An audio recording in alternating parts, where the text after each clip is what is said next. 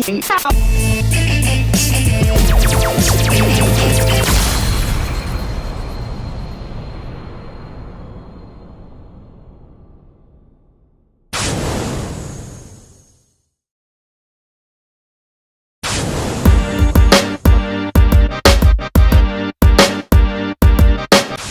full name is Kanja Mashaki. For me, it really started, when you have like parents who are from Kenya, and they become a success in another country as you grow up in that country. For me, it was the U.S. And just seeing them, make their dreams reality, I was like, what's next for me? And I knew for me, it's actually, being in that spotlight to represent Africa and represent the youth. So, I just got into the music and it was an inspiration. I just love doing it. I love giving back to the community through music, and I love, giving people a good time. It's my job to entertain. I mean, because I grew up in the U.S., I have this hip hop blend, the R&B, whatever. But through my mom always used to play that Kikuyu tribal music from Kenya. I used to hear her play it in the house or at get-togethers, and she would also listen to reggae, dancehall. So me just listening to all these different musics, man. Like if you hear my music, you'll hear so many different blends from hip hop, R&B, Afrobeat, dancehall, rock, EDM. I like to do it all, and I'm even trying to get into country. I was just in Dallas, Texas, working with some country artists. So I'm really just trying to expand my horizon in music and be the best at what I do. My new material is actually traveling. Traveling inspires me. Being in different cultures. I'm always traveling, year round, and just being around different cultures, different people.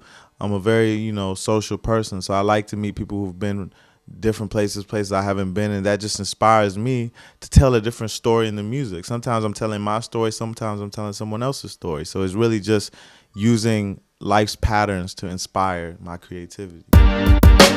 I feel like the show that catapulted me into the music industry was when, in 2009, when I won the competition on BET 106 in Park, Wild Out Wednesday, and I was representing Nairobi, Kenya, and just winning that by 78% of the votes really took me to know I could do it. Because I told myself if I could win that, then there was no limits. And for me to be able to beat, artists that are trying to do that, representing the U.S. and me representing Africa, that gave me an inspiration to know that I could do so much more, And it definitely got me recognized globally. So now I'm just taking that. I've done a lot of things since then. This year has been my year of working with mainstream A-list producers in the U.S.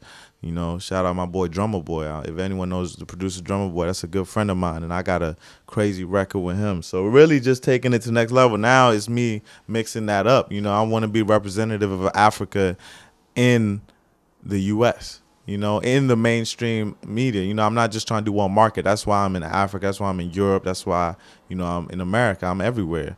I'm going to take it globally. Next, we're going to China. Yes, there is a space. I feel like now is Afrobeats time. Now it's about to come on the time. Like, I know everybody remembers when reggae hit mainstream, America, and it became, labels were signing artists for that. It became mainstream, and it was like all races. Everybody was bonding and vibing with it. So now I really feel it's Afrobeats time. And if you just heard Michelle, from Destiny's Child, just did a Afrobeat record, Say Yes, which is from a Nigerian gospel song, featuring Beyonce and Kelly Rowland. So if that's not what just sparked Afrobeat into the mainstream, then you're looking at the next one. You feel me? UKO was still in the building.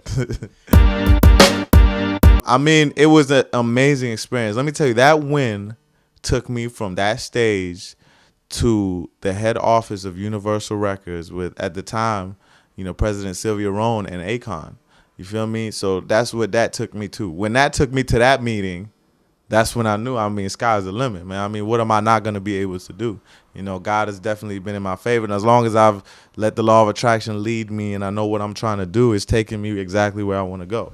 There's no doubt in my mind, like, I'm going to do whatever I put my mind to, I really started off as a rapper because of the environment I was in and the people I was around and what I grew up in. That was like the core of the music. The hip hop was just that. We used to do ciphers. I used to do ciphers on the radio in high school.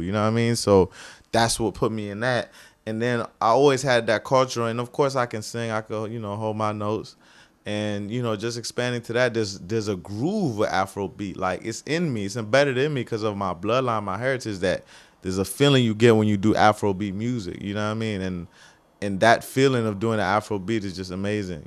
So I always like to. It's just that rhythm in it. And if anyone's heard like the Lights Out song I did with Silverstone that's been on BT and stuff like that, it's definitely been one of them records. I feel like it was, if not one of the biggest club bangers of 2013, especially in Kenya. It was definitely something that represented Kenya. Because, Kenya didn't really have too many artists doing Afrobeat when I did that record. And I knew that's what I was, trying to do. Because music is worldwide and it's crossover from west to the east to the south. Badman, king, and I'm the sire. Blowing clouds and I go higher. I hit them high notes like Mariah. I am the representation of the motherland. And what the motherland means to me, the motherland to me is the beginning. And it's the end. You feel me? Like, it's definitely the culture that makes me who I am. It's what drives me. Because you can't know where you're going if you don't know where you're coming from. Real talk. So, that's definitely what the motherland is to me. It's the foundation of life. Anyone who knows this music industry, I've definitely been in touch with all the major labels, but it's just like it's more politics than that, you know what I mean? Like it's politics into working with labels, So when it comes time for it, it'll come. But like I've definitely been in those circles. I know them personally. It's just timing. Everything is about timing. So I don't feel it's that time for me to be situated with them just yet. But when the time comes for it, it'll happen. Because, I'm doing everything that the label would do anything anyway by myself, you feel me? Or with my team. I got a strong team. Shout out Dulo. I am Dulo. Is one of my boys, But, the time will come. I'm definitely in talks, but, nothing I can talk about right now. I pretty much... Yeah. Internationally, I've done shows with, of course, I did the show with P Square in DC, good friends of mine. Shout out them and Jude and them. I've done shows with Shaggy, LaToya Luckett, 112, Rick Ross, Wale, Chrisette Michelle. I've done shows. I've rubbed elbows with pretty much everybody, you feel me? But, it's definitely been an experience to see how it works, But I like doing my show. My concerts are crazy, and I'm looking forward to taking that, to do a world tour soon with my live band. Like, I don't think people have seen me in that light completely. When I perform with a live band, it's definitely an epic experience. I like to give people not just a show, but an experience, So that's where I like to take my shows. I feel good about it.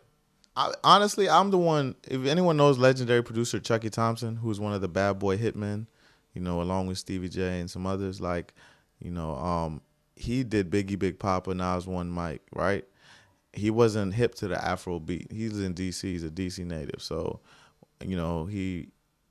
when I played him Afrobeat music, I played him P Square, I played some of my stuff. He was inspired. So now Chucky Thompson is making Afrobeat records. He's the one who created the foundation for R&B. Like Brian Michael Cox, Neil, all of them pay respects to him because he laid the foundation of R&B and music. He does all his instruments live. So he's a producer that inspired me. And for him to just meet me, me being an African and doing Afrobeat music is easy for me to step into these circles of major mainstream producers because Afrobeat is such a different groove. Imagine they've heard every kind of music, but when you play Afrobeat, that's a whole nother groove.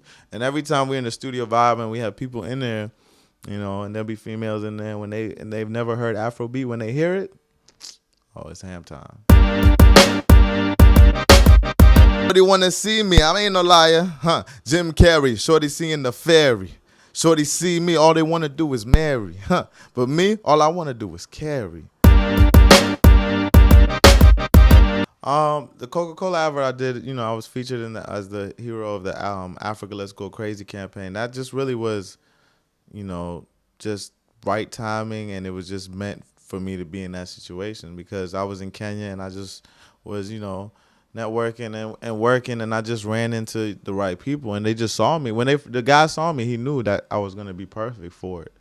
The creative director saw me, and he was like, "Yo, there's a commercial you're gonna be in," and I didn't know what he meant, because we were out, and then I just, really took it lightly. And then the next day, I spoke to the casting director, and then I just went in, and then they of course knew me through music, and then they just put me in, and that's how that went. And it was just an amazing experience because it was shot all over Africa, and they had me work from 7 days from 4 a.m. Shooting that, and it was just a beautiful experience to work with the people, the cast, and the crew, and the director Andrew Lang, who was dope. So it was definitely awesome. I was there for the whole Kenya shot, but they shot it in Kenya. They shot it in Mombasa in Kenya. They shot it in Nigeria, Ethiopia. I don't know where else, but there's a few countries in there. I mean, I would definitely like to do a collaboration with international Movado. I'm a big, big, big, fan of Movado, man. Like his groove is awesome, and I definitely would like to do a record with him. Of course, my homies P Square. Of course, Silverstone, my boy. We've done a lot of big bangers together. When me and him get in the studio, man, it's just epic madness. Like Lights Out was the first record we did together. We did that record from scratch in 2 hours. So I love working with him.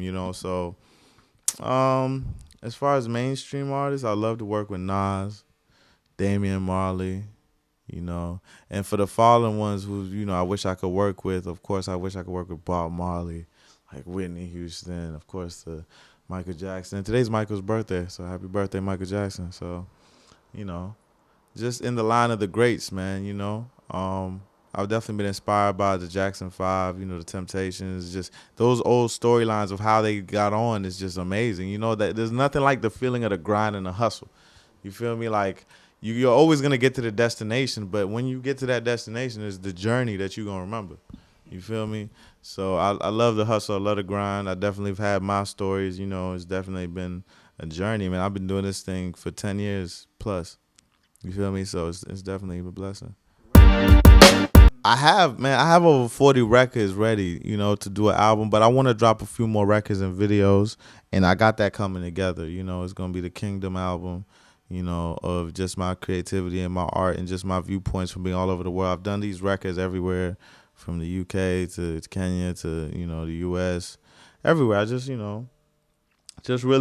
I really want the album to be parts of my life, and I'm not done with the parts that I want to share yet. So, it takes some time. I wanted to drop it earlier last year, but, great things take time. Rome wasn't built in a day, so neither is my album.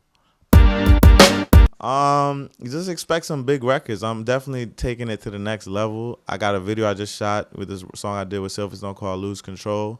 It's a different vibe, Afro beat mixed with the live band vibe. It's just an epic collab, epic video. My boy Jay Jameson, who's done stuff for Stally, he did the Raise Your Weapons video for MMG, and he's just a talented director. We went to Hampton University together, and he just has these visions that I haven't seen in any other director. So I got that coming out, and of course I'm trying to, I did Lights Out with Clarence Peters, looking to do another one with him.